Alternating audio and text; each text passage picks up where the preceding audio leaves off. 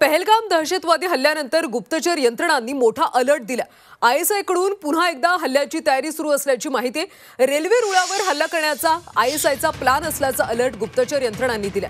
तसंच रेल्वेचे अधिकारी, पोलीस, सीआयडीचे अधिकारी सुद्धा आयएसआयच्या निशाण्यावर असल्याचा अलर्ट देण्यात आला। शिवाय काश्मीरी पंडितांवर सुद्धा हल्ल्याचा प्लॅन असल्याचा अलर्ट गुप्तचर यंत्रणांनी दिला।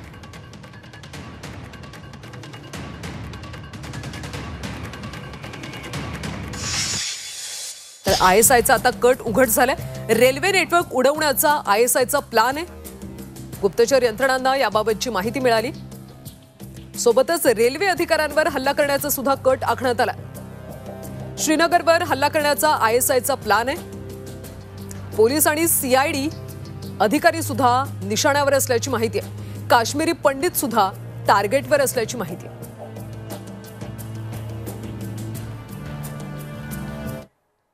हे अलर्ट तर येणारच, कारण जो बारामुल्ला ते श्रीनगरचा जो रूट आहे किंवा श्रीनगर ते बनिहालचा जो रूट आहे रेल्वेचा, त्याच्यामध्ये किमान 6 ते 8 ब्रिजेस असे आहेत जे खूप उंचावर बांधलेले आहेत आणि ते टार्गेट होऊ शकतात।